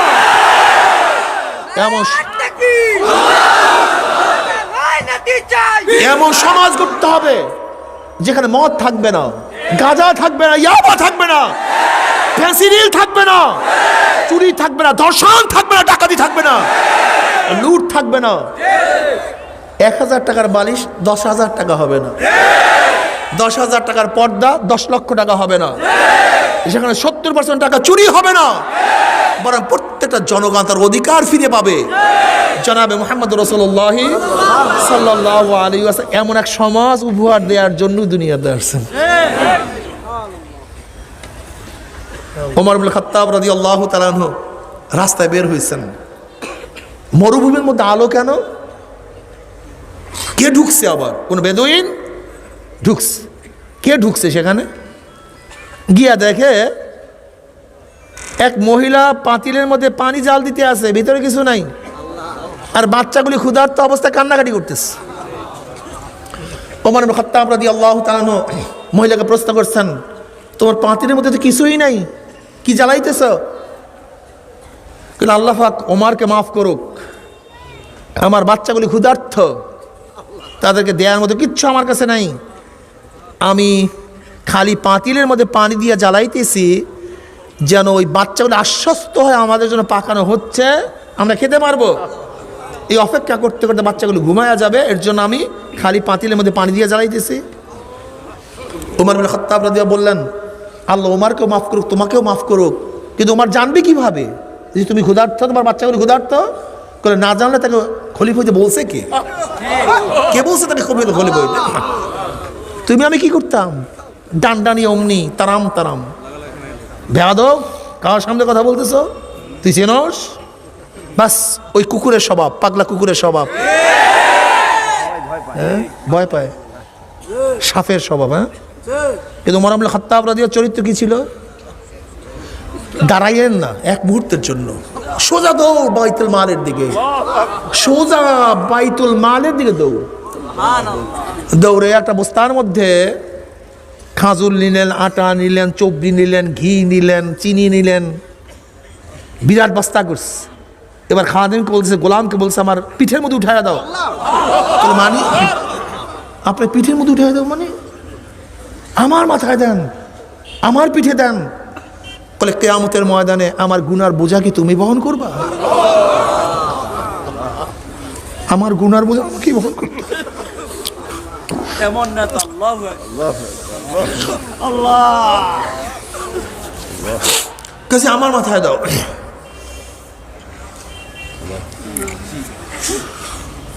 ওমর ইবনে খাত্তাব রাদিয়াল্লাহু তাআলা আনহু নিজে সেই বস্তা বহন করে খুব তাড়াহুড়া করে সেখানে চলে গেছেন। এই সমস্ত ঘটনার থেকে মুসলিমের ইতিহাস জানা দরকার এবং নিজেদের মধ্যে সেই আদর্শ সৃষ্টি করা দরকার, সে আদর্শবান হওয়া দরকার। আমার মুসলমান, সেই আদর্শে আমাদেরকে আদর্শবান হওয়া উচিত। নবী আলাইহিসসালাতু ওয়াস সালাম ফরমান, তুমি যদি পেট পুড়িয়া খাও আর পাশের বাড়ি গরিব যদি না খেয়ে থাকে, তাহলে তুমি জাহান্নামের আগুন তোমার পেটের মধ্যে ঢুকাইছো, তুমি খানা খাও নাই। এই হাদিসগুলি বেশি বেশি বড় দরকার। মা সালাকাকুম ফি সাকার ক্বালু লাম নাকু মিনাল মুসাল্লিন ওয়া লাম নাকু নুতঈমুল মিসকিন ওয়া কুননা নাখুদু মাআল খায়িদিন। মা সালাকাকুম ফি সাকার, এই কপাল পোড়া, এই সাকার নামীয় জাহান্নামে কেন আসছো? এত কঠিন জাহান্নাম? ক্বালু, জাহান্নামের উত্তর দিবে, লাম নাকু মিনাল মুসাল্লিন, দুনিয়াতে আমরা নামাজ পড়তাম না, এক নাম্বার কারণ। ওয়ালাম নাকু নুতঈমুল মিসকিন ওয়া কুননা নাখুদু মাআল খায়িদিন। মা সালাকাকুম ফি সাকার ক্বালু লাম নাকু মিনাল মুসাল্লিন ওয়া লাম নাকু নুতঈমুল মিসকিন, আমরা মুসল্লিদেরকে মিসকিনদেরকে খাওয়াইতাম না, গরিবদেরকে দেখতাম না। আমার মেয়ের বিবাহে তো কোটি টাকা খরচ করছি, পাশের বাড়ির গরিব মেয়েটার উঠাইয়া দেওয়ার সময় জামাইকে একক তো খানার ব্যবস্থা করতে পারে নেই, আমি দেখি নেই, সে খবরও নেই। আমার মেয়ের বাজার তো আমেরিকা থেকে আসছে, লেকিন পাশের বাড়ি গরিব মেয়েটাকে উঠাইয়া দিছে, একটা নতুন কাপড় দিতে পারে নেই, কিন্তু খবর নেই। আমার বাচ্চার নেপির পিছনে তো হাজার হাজার টাকা খরচ হয়েছে, কিন্তু পাশের বাচ্চার গরিবের বাচ্চাটা সারা রাত্র শীতের মধ্যে কাতরাইছে, থরথর করে কাঁপছে, একটা সোয়েটারের ব্যবস্থা আমি করি নেই। আমার বিল্ডিং তো মরমর পাথরের ছিল, কিন্তু পাশের বাড়ি গরিবটা সারা রাত্র নিশিরের মধ্যে শুয়া ছিল, একটা চালের ব্যবস্থা আমি করতে পারিনি। আমার টেবিলের মধ্যে তো হরেক রকমের খানা ছিল, কিন্তু পাশের বাড়ির গরিবের বাচ্চারা সারা রাত্র না খেয়ে কাতরাইছে, এক মুঠা খানার ব্যবস্থা আমি করি নেই।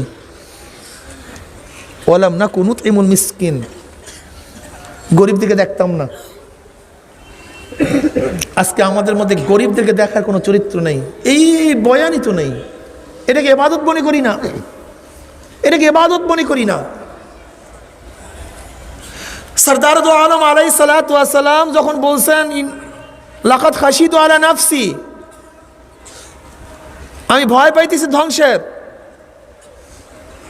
আম্মাজান খাদিজা কুবরা রাদিয়াল্লাহু কি বললেন, কাল্লা ওয়াল্লাহ মা ইউখজিকা আল্লাহু আবাদা ইন্নাকা লা তাসিলুর রাহমা ওয়া তাহমিলুল কাল্লা ওয়া তাকসিলুল মা'দুমা ওয়া তাকরু দাঈফা ওয়া তুঈনু আলা নওয়াইবিল হক।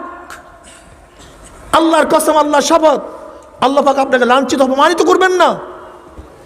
আপনি এই কাজগুলি করেন, আপনি সেলাই রহিমি, আত্মীয়তা বন্ধন কখনো রাখেন, তাকসিল মাদুমা, যারা আদম নিঃস্ব তাদের জন্য মাল কামাই করেন, তাকরু দাঈফা, মেহমানদারি করেন।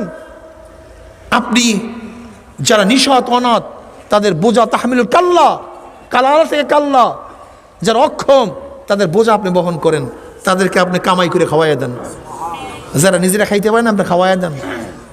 এই হলো আমার নবীর চরিত্র, বুখারীর মধ্যে রওয়ায়াত আসছে। আর আমাদের চরিত্র কি? সমাজের কোনো খবরই নেই না, নেয়াকে পছন্দও করি না, ইবাদত মনে করি না। ওমর ইবনে খাত্তাব রাদিয়াল্লাহু তাআলা আনহু বুঝা নিয়ে গেলেন, গিয়ে আবার নিজেই সেই জিনিসগুলি পাতিলের মধ্যে দিয়েছেন। রাবি বলেন ওমর ইবনে খাত্তাব রাদিয়াল্লাহু তাআলা আনহু চুলার মধ্যে এমনভাবে ফুঁক দিতেছিলেন তার দাড়ির থেকে ধোঁয়া বের হইতেছিল, এরকম রিয়া নিয়া ফুঁক দিতেছিলেন, দাড়ির থেকে ধোঁয়া বের হইতেছিল। সারিদ পয়দা করে পাক করছেন, সারিদ আরবের সবচেয়ে সুস্বাদু খাদ্য। সবাইকে খানা খাওয়াইলেন, ক্ষুধার্ত অবস্থায় এত সুস্বাদু খাদ্য, বাচ্চারা তৃপ্তি ভরে খাইছে, মহিলা খাইছে, আনন্দ খুশি, বাচ্চাগুলো আপসের মধ্যে খেলায় মত্ত হয়ে গেছে। ওমর ইবনে খাত্তাব রাদিয়াল্লাহু তাআলা আনহুর এই তামাশা দেখিয়া ওই মহিলা বলতেছে, আহা, যদি ওমর খলিফা না হয়ে তুমি খলিফা হইতা কতই না ভালো হইতো। ওমর ইবনে খাত্তাব রাদিয়াল্লাহু তাআলা বললেন, সেখানে যখন যাবা হয়তো আমাকেও দেখতে পারো, পরিচয় দেয়নি। ওমর ইবনে খাত্তাব রাদিয়াল্লাহু তাআলা আনহু খানা খাওয়াইয়ে রওনা করছে। একটু দূরে গিয়েই আবার থমকা দাঁড়াইছে, দাঁড়ায় বাচ্চাদের তাকায় আছে। সাথী বলতেছে, আপনি দাঁড়াইলেন কেন, তাকায় আছেন কেন? বলে যে এই বাচ্চাগুলি এতক্ষণ ক্ষুধার্ত অবস্থায় কাঁদতেছিল, এখন তাদের মুখের মধ্যে হাসি আমার দেখতে খুবই ভালো লাগতেছে। যারা কাঁদে মুসলমান তাদের মুখের মধ্যে হাসি ফুটায়, যারা ক্ষুধার্ত ক্ষুধা নিবারণ করে। আজকে তোমার আমার অবস্থাটা কি কও? কোথায় সে মুসলমান? কোথায় সে মুসলমান? আজকে মুসলমানের সন্তানের সাম্যবাদ, রাশিয়া সাম্যবাদ নিয়ে চিল্লি করে, এই গাধার গোষ্ঠী। উমর ইবনে খাত্তাব রাদিয়াল্লাহু তাআলা এই মাত্র যেই ঘটনা বয়ান করছি, যে হাদিস পেশ করছি তোমাদের সামনে, পারলে গোটা দুনিয়ার সাম্যবাদীদের মধ্যে এরকম একটা নমুনা পেশ করো, একটা নমুনা। পারবা? পারবা না। ইসলাম জানো নাই, ইসলাম মানো নাই, ইসলাম জানার আগ্রহ তোমাদের মধ্যে নেই। আজকে মুসলমান সন্তানদের মধ্যে ইসলাম বিদ্বেষ সৃষ্টি হয়ে গেছে। আমি মুসলমান, আমার প্রথম পরিচয় কি? এর জন্য শেখ সাহেব অসমাপ্ত আত্মজীবনীর মধ্যে নিজে লিখেন, আমাদের দুইটা পরিচয়। কয়টা পরিচয়? প্রথম হলো আমি মুসলমান, তারপর আমি বাঙালি। প্রথম পরিচয় কি? জোরে বলেন। আমি মুসলমান, তারপরে এ তো বাংলাদেশ স্বাধীন হওয়ার আগের বই, কিন্তু বাংলাদেশ স্বাধীন হওয়ার পর আমার পরিচয় আমি মুসলমান, আমি বাংলাদেশি। আমি মুসলমান, আমি বাংলাদেশি, আমি বাংলাদেশি বাঙালি। আমি শুধু বাঙালি না, আমি বাংলাদেশি বাঙালি। আমি ক্যালকাটিয়ান ওপারের বাঙালি না। কি কথাটা বুঝাতে পারিনি? যারা স্বপ্ন দেখে এপার বাংলা ওপার বাংলা এক হও, ওদের স্বপ্ন বাস্তবায়ন হতে দেওয়া যাবে না। কাজে এর জন্য সবসময় স্লোগান দেয়, গজবে ফ্যাক্টরি, আমরা বাঙালি। খুব খেয়াল করেন, বাংলাদেশি বলে না, এক স্বপ্নের স্লোগান। কি সেই স্বপ্নটা কি? অনেকেই রাত্রে ঘুমায় গিয়ে স্বপ্ন দেখে এপার বাংলা ওপার বাংলা এক হও। তাদের স্লোগান হলো আমরা বাঙালি। আমরা শুধু বাঙালি না, আমরা বাংলাদেশি বাঙালি। বুঝাতে পারছি তো?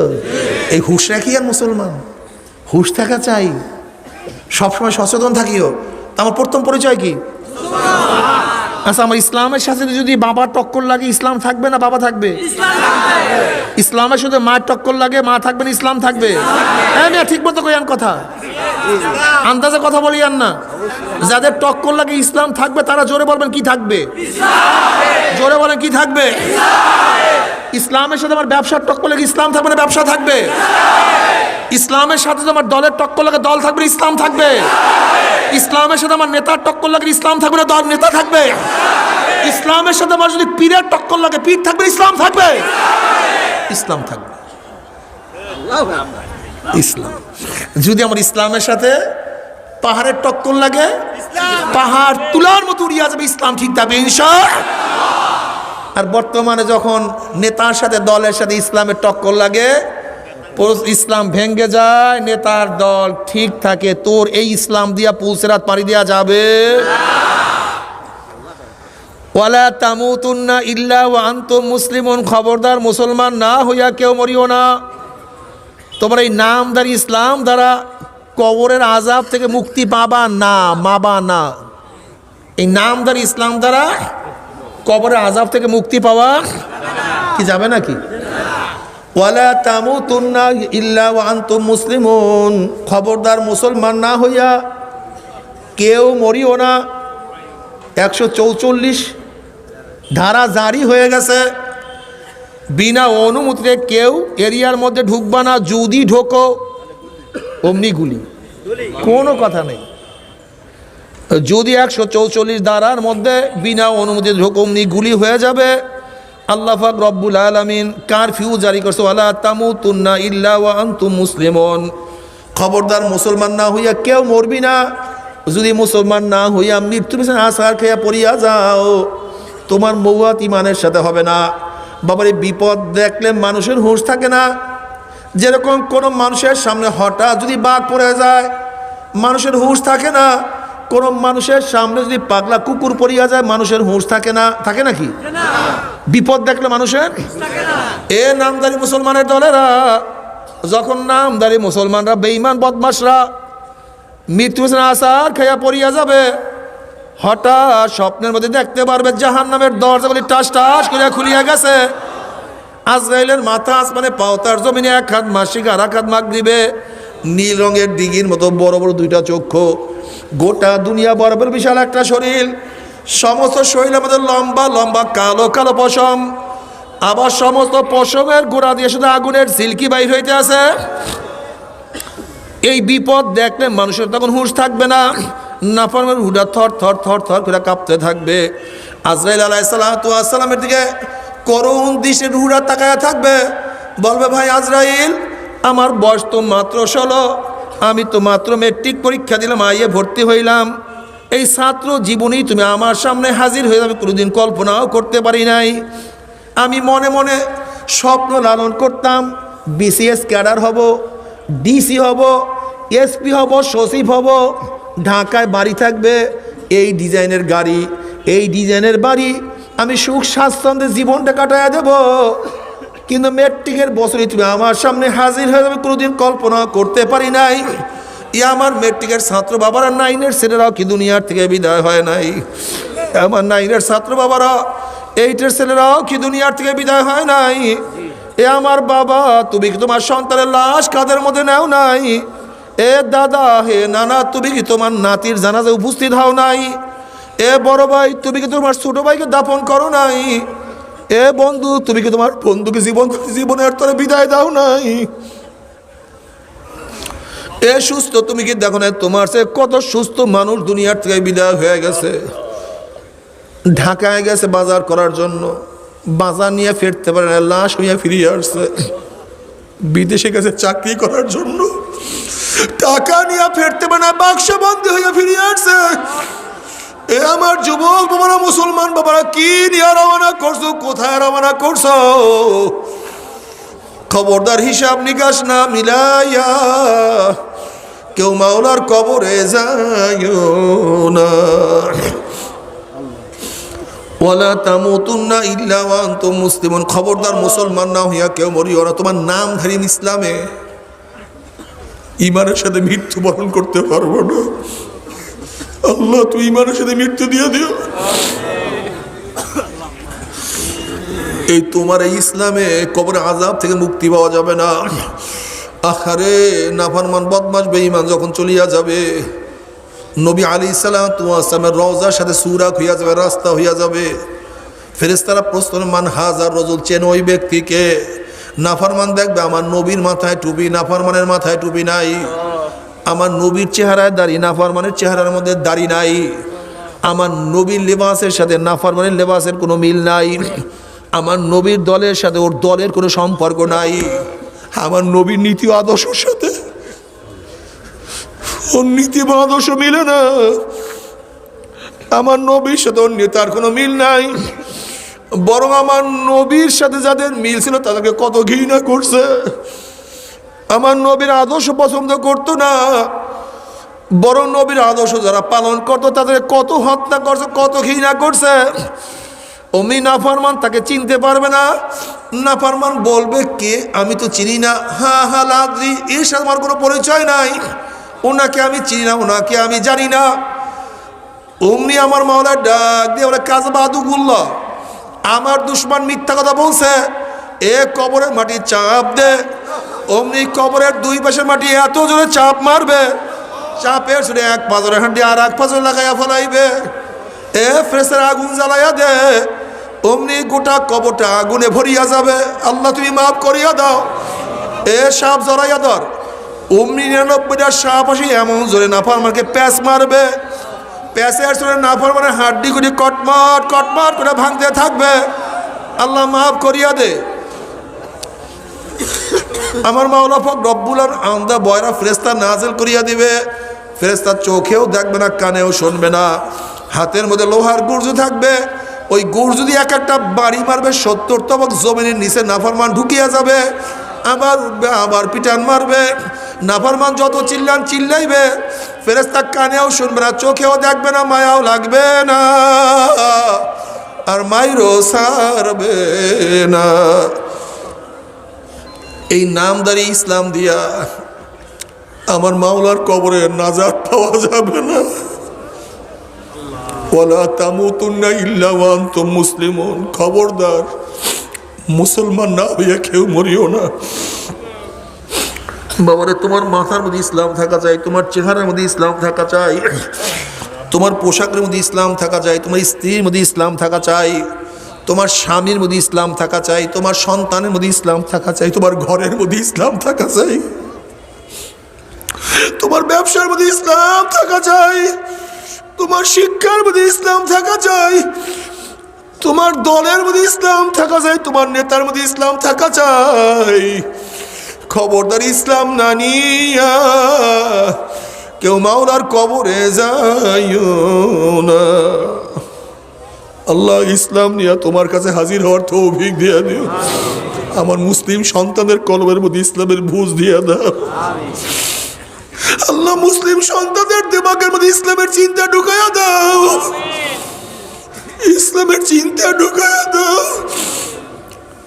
ইসলামকে শক্তিশালী করার চিন্তা ঢুকাইয়া দাও, ইসলামকে বিজয় করার স্বপ্ন দেখার মতো চিন্তা ওদের মাথার মধ্যে ঢুকাইয়া দাও মাওলা রে। মুসলমান না বানাইয়া কবরে নিও না। বাবারে, কিয়ামতের ময়দান নবী আলাইহিস সালাতু ওয়াস সালাম ডাক দিবা, আমার উম্মতরা, আমি তোদেরকে এক পেয়ালা হাউজে কাউসারের পানি পান করাইয়া দেব। 50,000 বছরের মধ্যে আর পানির পিপাসা লাগবে না। আর সমস্ত উম্মত দৌড় দিবে, সমস্ত উম্মত দৌড় দিবে। যারা ইসলাম অনুযায়ী চলবে, আমার নবী আলাইহিস সালাতু ওয়াস সালাম তাদেরকে নিয়ে আদর করিয়া নিজের হাত মোবারকে হাউজে কাউসারের পানি পান করাইয়া দেবে। আল্লাহ এক পেয়ালা হাউজে কাউসারের পানি পান করাইও। তোমার হাবিবের হাত মোবারকে এক পেয়ালা হাউজে কাউসারের পানি পান করাইও। নবী আলাইহিস সালাতু ওয়াস সালাম ফরমান, মান শারাবা লাম ইয়াজমা আবাদা, যারা এক পেয়ালা হাউজে কাউসারে পানি পান করবে 50,000 বছরের মধ্যে আর পানি পিপাসা লাগবে না। আল্লাহ কবুল করিয়া নিও। কিন্তু পথের মধ্যে গেটের মধ্যে একদল উম্মতদেরকে ফেরেশতারা আটকায় ফেলাইবে। আরে বেচারার অবস্থা কেমন হবে? যেমন কোনো বাঘ যদি কাউকে তাড়া দেয়, ওই ব্যক্তি বাঘের হামলা থেকে বাঁচার জন্য ওই বিল্ডিংয়ের গেটের মধ্যে ঢোকার দিকে দৌড় দিছে। যখনই গেটের কাছে গেছে, হঠাৎ যদি ভিতর থেকে গেটটা বন্ধ হইয়া যায়, সামনে আর জায়গা নাই, পিছনে বাঘ, সামনে আর যাওয়ার জায়গা নাই। ওই ব্যক্তির যে মুসিবত, এর সে কোটি কোটি গুণ বেশি মুসিবত হবে। পিছনে জাহান্নাম গুরিম করে আওয়াজ মারতে আছে, ওইদিকে কিয়ামতের ময়দান, ওইদিকে জাহান্নামের আওয়াজে কিয়ামতের ময়দান থর থর থর থর করে কাঁপতে আছে। এক একটা জাহান্নামের গলার মধ্যে 70,000 শিকাল লাগানো হবে। এক একটা শিকালের মধ্যে 70,000 ফেরেশতারা থাকবে। ওই ফেরেশতারাও জাহান্নাম ধরিয়া রাখতে পারবে না। জাহান্নামের টানের চলে ফেরেশতারা হেসকে দিয়া সামনে চলে আসবে। ওইদিকে আমার নবী ডাকবা, আমাদের উম্মতরা, আমি তোদেরকে এক পেয়ালা হাউজে কাউসারের পানি পান করে দে, 50,000 বছরের মধ্যে পানির পিপাসা লাগবে না। হঠাৎ যদি গেট বন্ধ হইয়া যায়, পিছনের জাহান্নাম, সামনে যাওয়ার জায়গা নাই, ওই অবস্থা কি হবে আমার মাওলা ছাড়া তো কেউ বয়ান করতে পারবে না। আল্লাহ তুমি আমাদের সবাইকে মাফ করিয়া দাও। অমনি না ফারমান বলবে, ইয়া নবী আল্লাহ, ইয়া রাসূলুল্লাহ, আপনি আমাদেরকে ডাকছেন কিন্তু ফেরেশতারা আমাদেরকে আসতে দেয় না। নবী আলাইহিস সালাতু ওয়াস সালাম বলবেন, হে ফেরেশতারা কেন আটকায়া ফেলাইছো? আমার উম্মতকে ছাড়িয়া দাও, আমি এক পেয়ালা হাউজে কাউসারের পানি পান করাইয়া দেব। আর কোনোদিন কিয়ামতের ময়দানের 50,000 বছরের মধ্যে আর পানি পিপাসা লাগবে না। তখন ফেরেশতারা বলে, ইয়া নবী আল্লাহ, ইয়া রাসূলুল্লাহ, আপনি তো জানেন না, আপনি দুনিয়ার থেকে বিদায় হওয়ার পরে নাফরমান নামাজ পড়তো না, রোজা রাখতো না, টুপি মাথায় দিত না, দাড়ি কাটতো, সুন্নাত পছন্দ করতো না, জেনা বিচারের মধ্যে লিপ্ত থাকতো, পর্দাকে ঘৃণা করতো, সুদ ঘুষের মধ্যে ডুবন্ত অবস্থায় থাকতো, ইসলামের বিরুদ্ধে সারাদিন স্লোগান দিত। ইসলাম যে মাসে তাকে কত কটূক্তি করছে, আপনার সুরাতের মানুষকে পছন্দ করতো না, আলেমদেরকে গালি দিত, তাদের উপরে ঘৃণা বিদ্বেষ করত। ইসলামকে ধ্বংস করার চক্রান্ত করছে, ইসলামকে পরিবর্তন করিয়া ফেলাইছে, দিনকে পরিবর্তন করিয়া ফেলাইছে। এই কথা শোনার সাথে সাথে আমার নবীর কলিজা মোবারকে দাগ লাগিয়া যাবে, কষ্ট লাগিয়া যাবে। অমনি আমার নবীর বলবে, সোকান সোকান সোকান, দূর হ দূর হ দূর হ, তোরা আমার উম্মত না। আল্লাহ তুমি আমাদের সবাইকে মাফ করিয়া দাও। তখন কি উপায় হবে রে বাবা? কে তোমাকে আমাকে সাহায্য করবে? কে তোমাকে আমাকে সাহায্য করবে? যেই দিন সমস্ত নবীরা বলবে নাফসি নাফসি, ওয়াকুল ইব্রাহিম খলিলুল্লাহ নাফসি নাফসি, মুসা কালিমুল্লাহ নাফসি নাফসি, ঈসা রুহুল্লাহ নাফসি নাফসি, আহারে আদম সবিউল্লাহ নাফসি নাফসি। সমস্ত নবীরা বলবে, মাওলা আমাকে বাঁচাও, আমাকে বাঁচাও, আমাকে বাঁচাও। এই মুহূর্তে জনাব মুহাম্মদ রাসূলুল্লাহ সাল্লাল্লাহু আলাইহি ওয়াসাল্লাম সিজদায় পড়ে বলবে, মাওলা তোমার ইজ্জত জালালের কসম খেয়ে বলতে আছি, আজকে জাহান্নাম তোমার একটা উম্মতকেও খাইয়া ফেলায়, আমি কিন্তু তোমার হাবিব জান্নাতের মধ্যে ঢুকবো না। ও কপাল পরার দলেরা, যে আল্লাহর হাবিব কঠিন মুহূর্তেও তোমাকে আমাকে ভুলবে না, সে আল্লাহর হাবিবের নীতি আদর্শ কেমনে বাদ দিলা? একটু কি কলিজায় ব্যথা লাগে না? নবী আলাইহিস সালাতু ওয়াস সালাম দোয়া কবুল করে আল্লাহ পাক বলবে, যাও জিবরাইল আমার হাবিবের কাছে এই পানিটুকু নিয়ে দিয়ে আসো। নবী আলাইহিস সালাতু ওয়াস সালাম যখন পানি জাহান্নামের গায়ে ছিটা মারবে, জাহান্নাম ক্যাত ক্যাত করে পিছনে সরিয়া যাবে।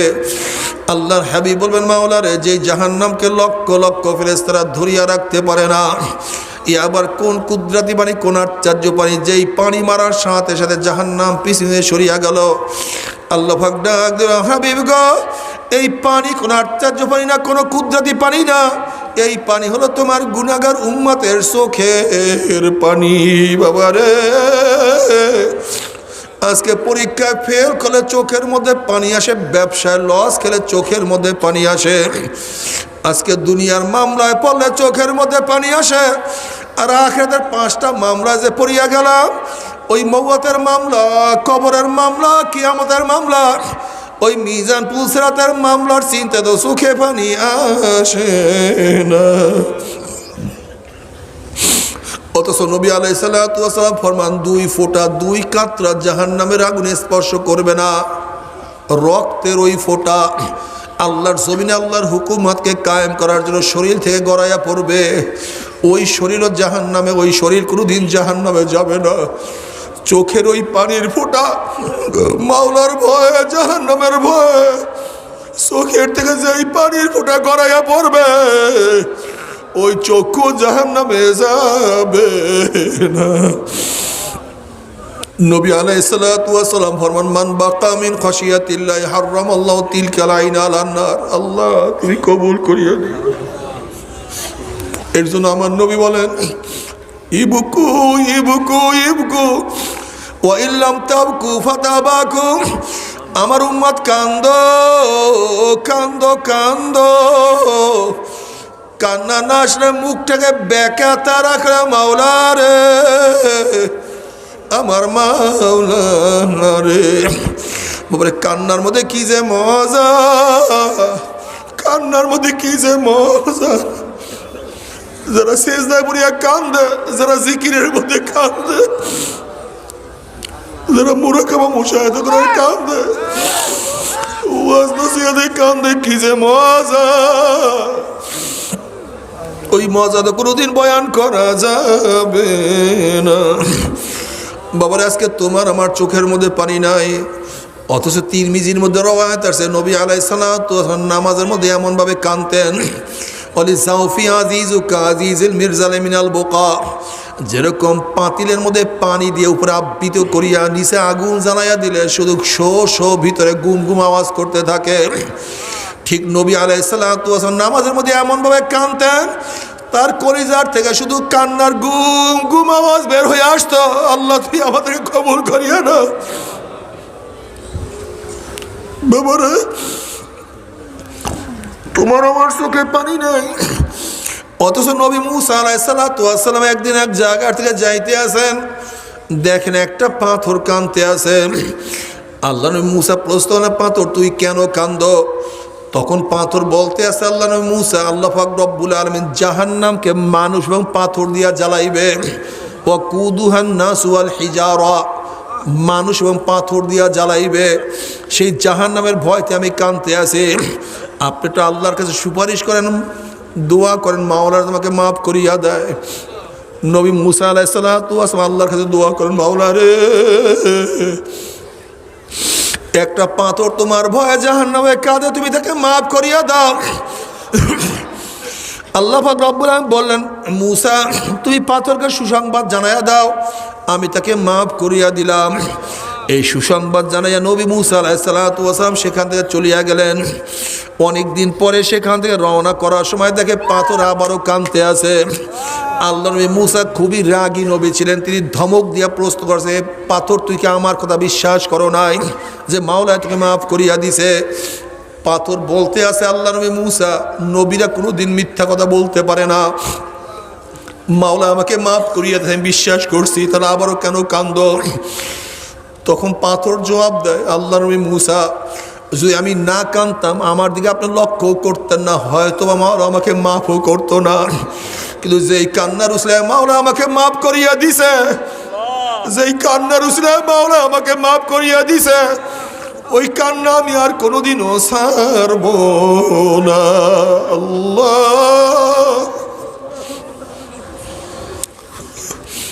আল্লাহ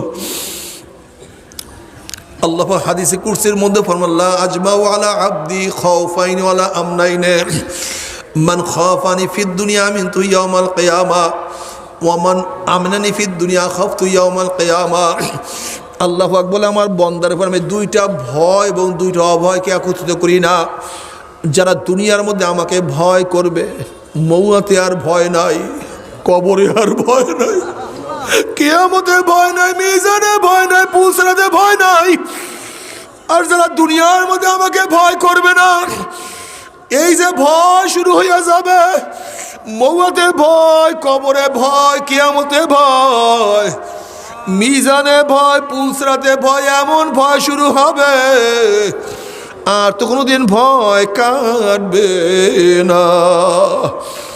আজকে দুনিয়ার মধ্যে এক ফোঁটা চোখের পানি তোমার জন্য জাহান্নাম হারাম হওয়ার কারণ হইতে পারে, কিন্তু আল্লাহ না করুক, দুনিয়া যদি না কান দিয়া যাও, নাফরমান এমন কান্না শুরু করবে কিয়ামতের ময়দানে, কানতে কানতে চোখের পানি শেষ হইয়া যাবে, এরপর অনর্গল রক্ত বাহির হওয়া শুরু হইয়া যাবে, পানি এবং রক্ত পড়তে পড়তে পড়তে পড়তে গালের গোশত চামড়া সব পচিয়া পচিয়া পড়িয়া যাবে।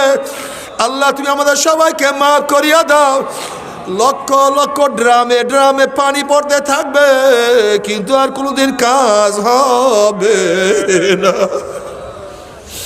আল্লাহ তুমি আমাদের সবাইকে মাফ করিয়া দাও। বাবারে, আজকে তোমার আমার চোখের মধ্যে পানি নাই, অথচ আমরা গুনাহগার। অথচ ওমর ইবনে খাত্তাব রাদিয়াল্লাহু তাআলা আল্লাহ নবীর পবিত্র জবান মুবারকে বারবার জান্নাতের সুসংবাদ শুনছেন। আল্লাহ নবী বলছে, আমার পরে কেউ নবী হইল ওমর নবী হইয়া যাইত। যেই ওমরের ফজিলাত মর্যাদা সমস্ত নবীদের পরে দ্বিতীয় স্থান অধিকার করছে, সেই ওমর যদি কাঁদতে কাঁদতে গালে দাগ পরাইতে পারে, সেই ওমর যদি কাঁদতে কাঁদতে গালে দাগ পরাইয়া ফেলাইতে পারে, তোমার আমার কি উপায় হবে রে বাবা? আল্লাহ আল্লাহ তুই আমাদের সবাইকে মাফ করিয়া দাও।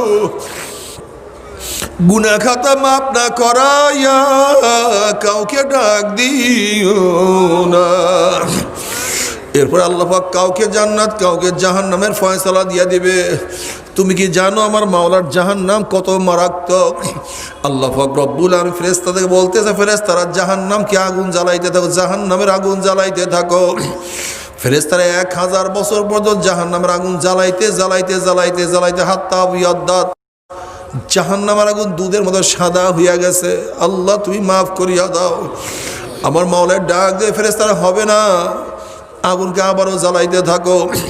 যেই নাফরমানকে এত নেয়ামত আমি ভোগ করাইছে, একটা মাছ পাঁচার মারছে, পাঁচারের সরে মাছটা ব্যাকা হইয়া গেছে, খা বন্ধ, আমি তোদের জন্যই হালাল করছি। একটা মুরগি জবাই দিয়া ফেলাইছে, মুরগিটা কত লাফালাফি করছে, খা বন্ধ, আমি তোদের জন্যই হালাল করছি।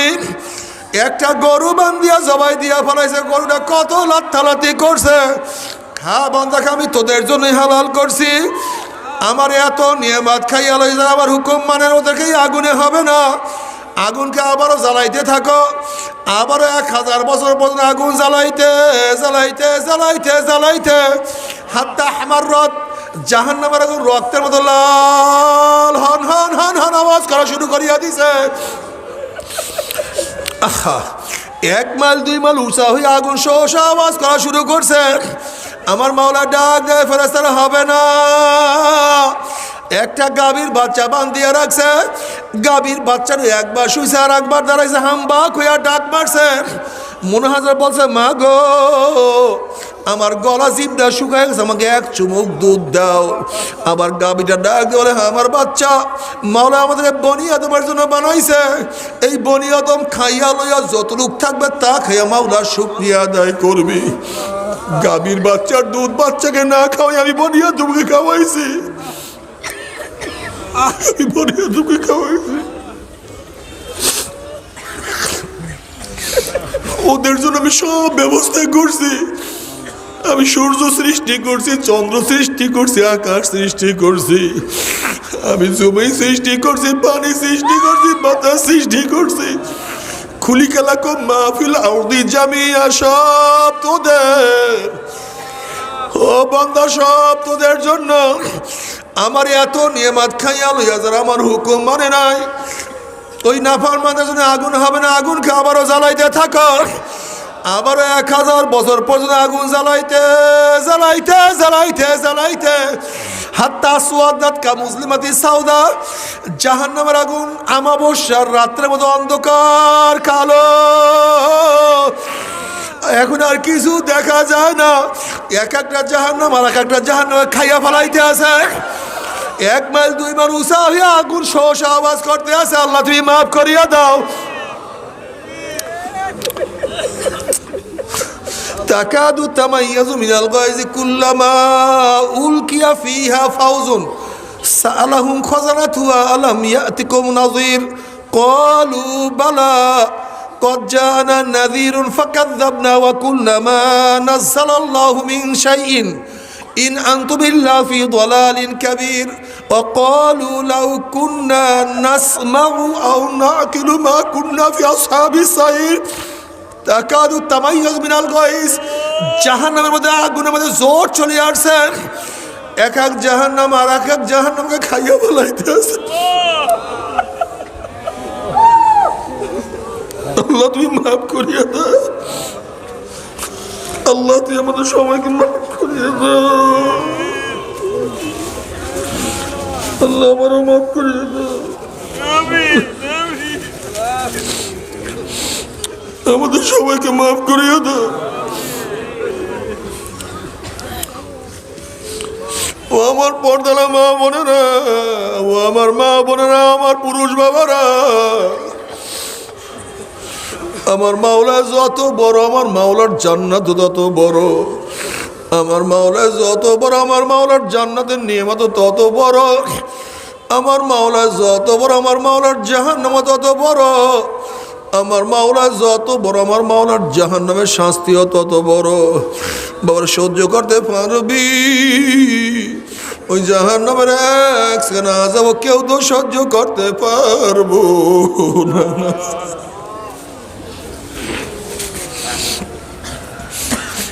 তবে মুসলমান মুমিন বলতে সবাই মনে চায় গুনার থেকে ফিরিয়া নেক আমল করিয়া মাওলার জান্নাতে সবাই যাইতে মনে চায়। গুনাহ নিয়া মাওলার জাহান্নামে কাউরি কিন্তু যাইতে মনে চায় না। কিন্তু কেনই বা আমরা নেক আমল করতে পারি না, কেনই বা গুনার কাম ছাড়তে পারি না? এর মূল কারণ হলো আপনার এবং আমার পিছনে নফস এবং শয়তান লাগিয়া রইছে। এই নফস এবং শয়তান থেকে ফেরার জন্য যে কোনো একজন হক্কানি আল্লাহর ওলির হাতে হাত দিতে হবে রে বাবা।